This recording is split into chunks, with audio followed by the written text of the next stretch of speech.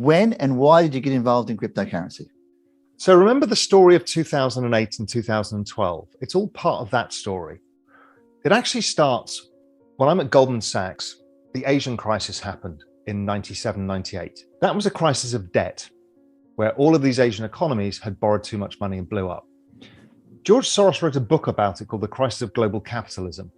And he said, listen, this debt bubble is likely to transfer itself to the developed world. And he was right, and that there would be a crisis.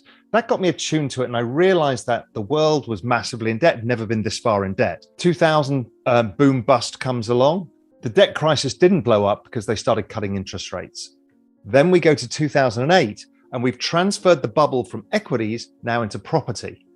And that brings down the world's financial system. And the central banks discover a new trick, which is we're going to print money. But also over 2008, we discovered some other things like nobody knows who owns what in this very leveraged financial system. You know, somebody in Lehman Brothers, nobody knew who owned all of these bonds and stuff. So I realized there was a problem with ownership, there was a problem with leverage, and the system was still not fixed. And then the debt bubble blew further. And I knew that by the time we got to the European bubble, it was now affecting major developed governments, Spain, Italy, France. We need to find a way out because the governments are going to keep putting sticking plasters on it, printing money, debasing currency, and finding a way of not letting this deflate. And we know that the more you blow up a balloon, the more likely it is to implode. So I thought I need to do something about this. So I started researching building the world's safest bank, which is a slightly hubristic thing to do, but I thought I'd give it a go. And I went around the world trying to set up this bank, and it's hard. And I gave up. And a friend of mine tapped me on the shoulder and said, "You looked at Bitcoin." This was 2012. He said, "I think it's the answer you're looking for." So I looked at it, saw it very quickly. Blockchain allows people to store all of these assets and know who owns it. That solves most of the financial systems problem. It's also a better way, faster way of settling and everything else. And Bitcoin itself had this kind of limited supply that maybe it could be a store of value. So I wrote the first paper on it that was a macro paper saying, listen, if you compare it to gold, with gold at $1,300, Bitcoin should be worth about $1 million. And I published that, and kind of a lot of people went, wow, we've never seen a macro research piece, because at the time it was like a geeky tech thing. I then bought it myself back in 2013, and it went up 100% in a month, and I sold it. I'm like, financial markets don't do this. Options might occasionally, but something's weird about this. It's a bubble, or I don't understand it. So then I left it again, and then I rebought it, and then I held it all the way to 2017. It went from $200 to $2,000. I sold it. I thought I was a hero. It went to $20,000 3 months later.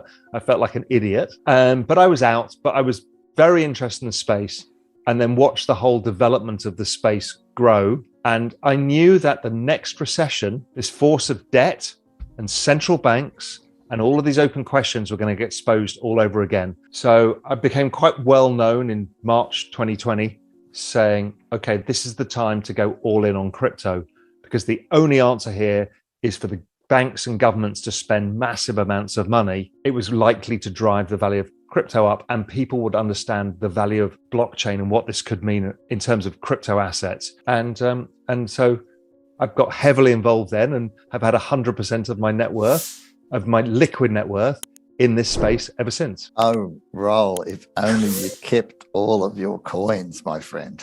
But I must admit, I've got a bigger position now than I had then. So in the end, we got there in the end, but I went the painful route. I should have just kept hold of it. Being quiet would have been fine. As the truth about financial markets is, my friend, we all make mistakes.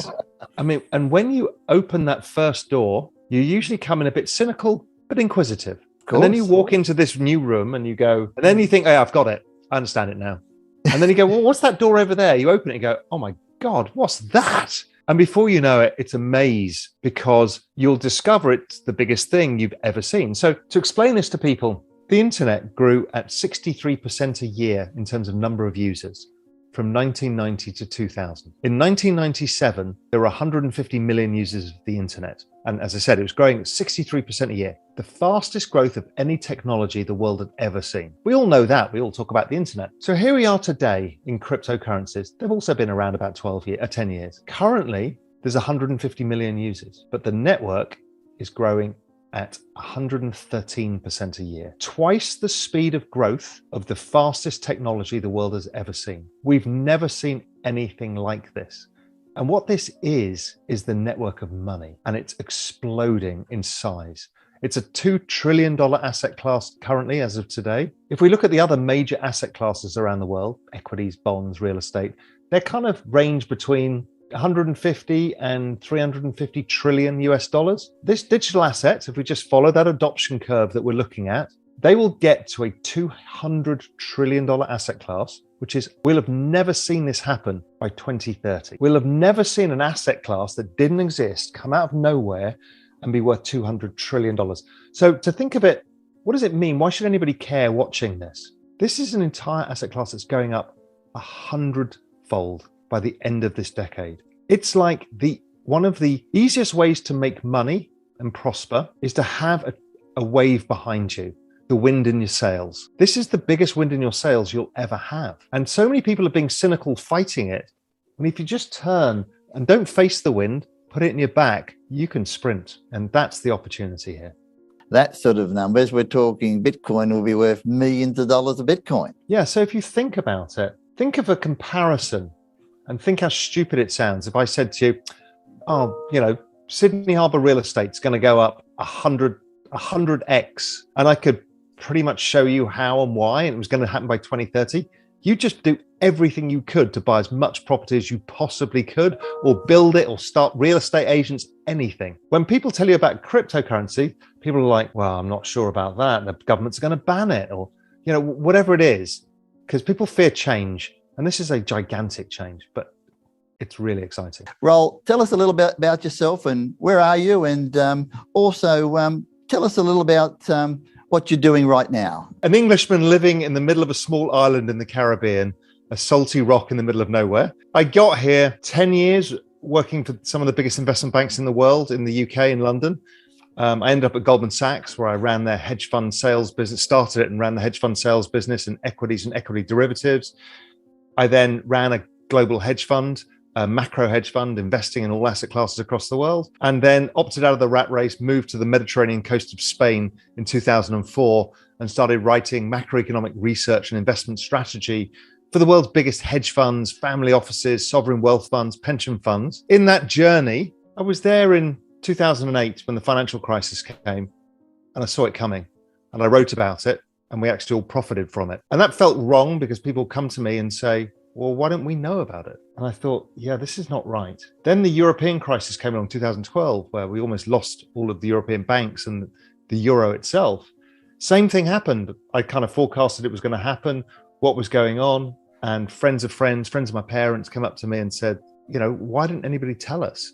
Because people lost their life savings in both of these things. And at that point, I realized I wanted to do something about it. Cut forward a couple of years, and I started a media business called Real Vision.